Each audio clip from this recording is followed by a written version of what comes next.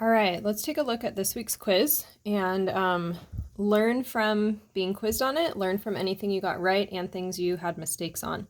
So first question, which of these is an observation of a physical property? So I'm looking at this solution here, for example. Physical properties, think things you can see with your senses that don't require a chemical reaction. So blue color, it's a liquid. Transparent means you can see through it, right to the ink on the bottom. The opposite of that would be cloudy. So when we say something is transparent, it's not cloudy. And then a volume, if you have a measurement of something, that's a physical property also. So that was all of the above. Next up is a conversion. So convert 4.20 feet to centimeters. So I'm always writing my goal down, so I keep that in mind. I know that whatever the unit is here in the numerator has to be my first denominator unit.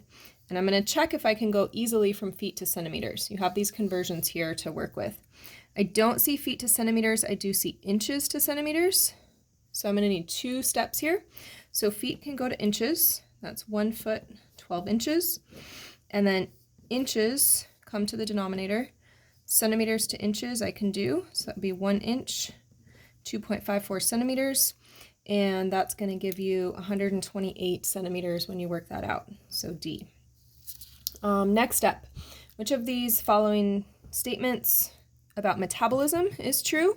So this will be a theme that we see throughout the semester, looking at taking chemistry, putting it into our body's metabolism.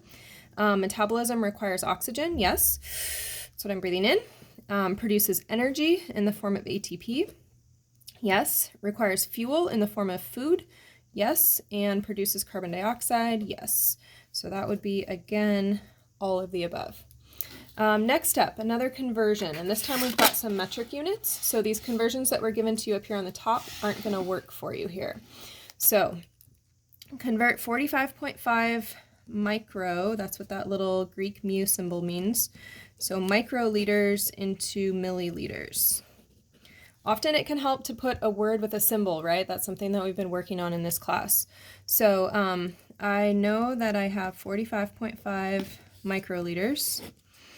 Microliters are going to be in the denominator. There's a lot of different ways you can do this, but let's just say we use King Henry died by drinking chocolate milk, too moldy.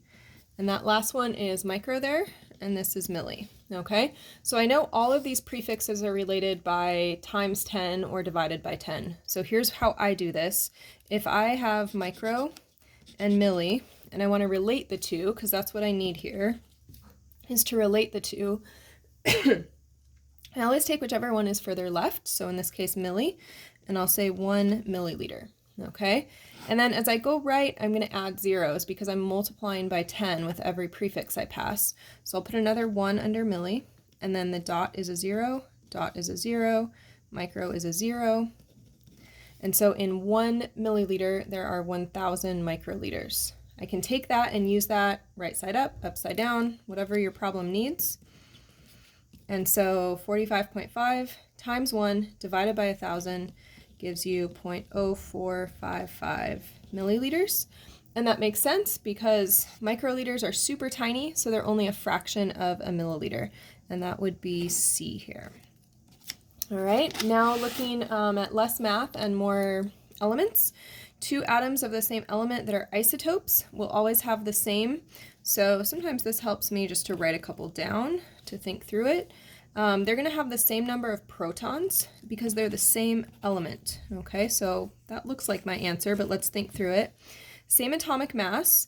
I can see here that 12 and 13 are different atomic masses. So isotopes are always going to have different atomic masses. And then number of neutrons, if I worked this out, the number of neutrons here would be 6. The number of neutrons here would be 7. So we also don't have the same number of neutrons in an isotope. So that was A. All right, next one down. We're looking at sulfur. Z equals 16. So you want to pull your periodic table out. Here is sulfur. Okay, we can see it's in period 3. We can see it's a non-metal. And we can see that it has 16 protons.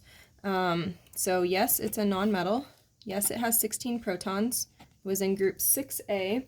It is in period 3, not period 2, so that is going to be the one that is not true. All right, moving on to the next page, we're going to use our periodic tables again.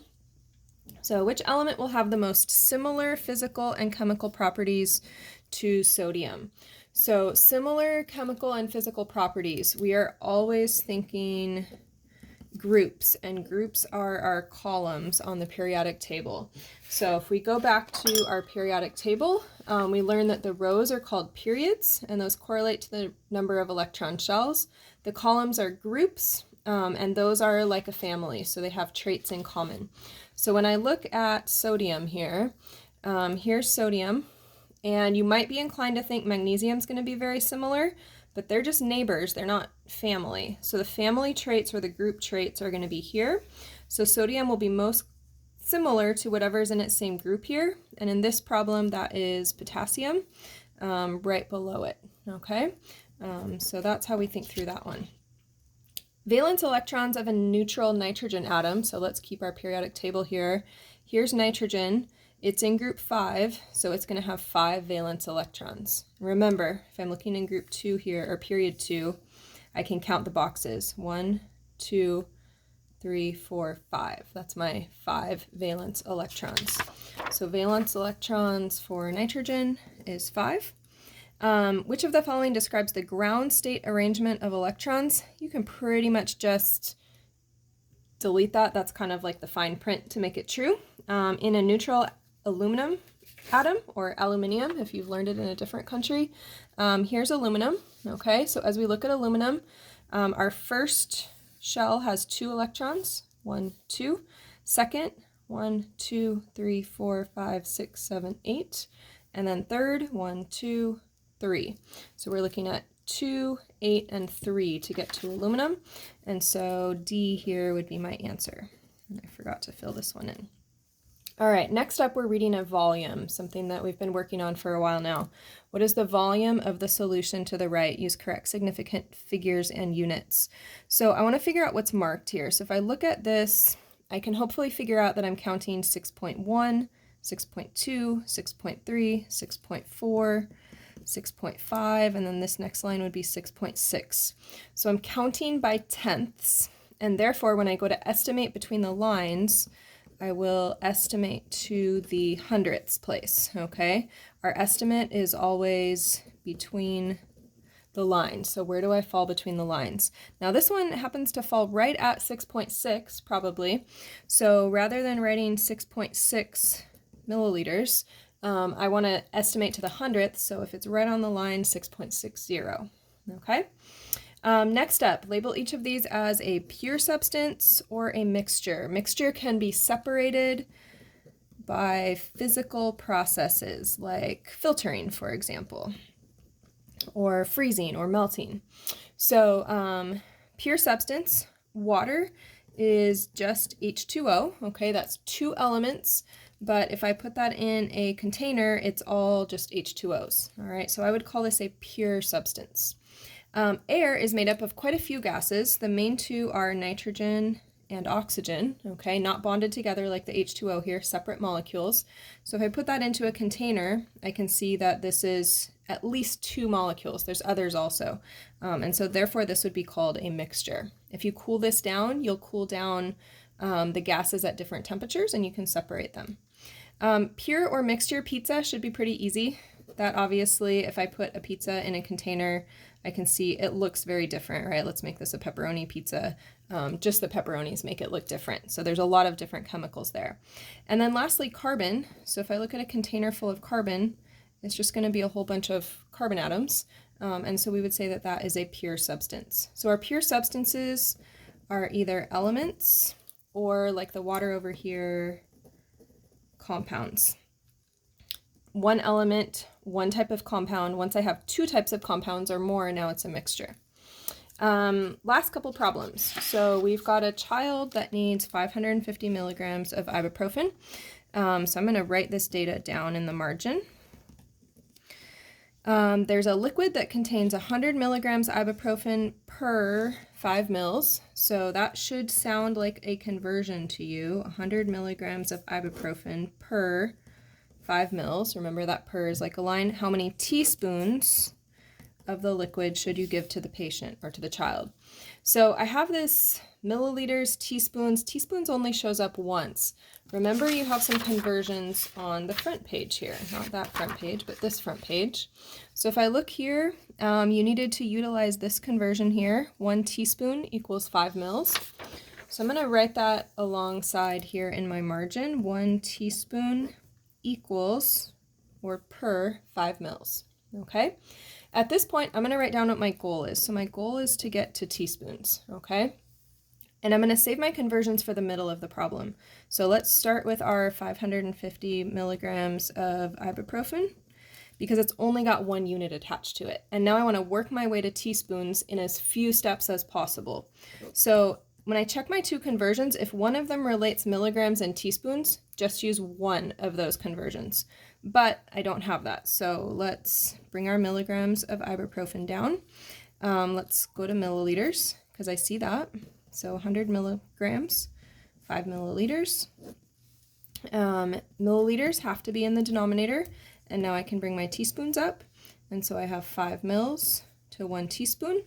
550 times 5 divided by 5, those will cancel out, over 100, so I end up with 5.5, or with rule of 3 significant figures, 5.50 teaspoons. I would have accepted 5.5 as well.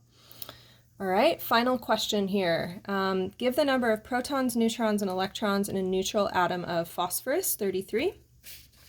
So again, periodic table, or you actually don't even need it. I tell you that Z equals 15. Z equals 15, remember, is that atomic number here on top, and that is the number of protons. Because it's neutral, then the number of protons is also the number of electrons. And then to find the number of neutrons, always go with whatever mass is given in the problem. If there isn't a mass given, go to the periodic table. But since there's a mass given, use that 33 minus the 15 protons, because remember the bulk of our mass comes from protons and neutrons, and that's going to give you 18 neutrons. So that wraps up in 12 minutes how to do this quiz. Let me know if you have any questions in student hours or over a message.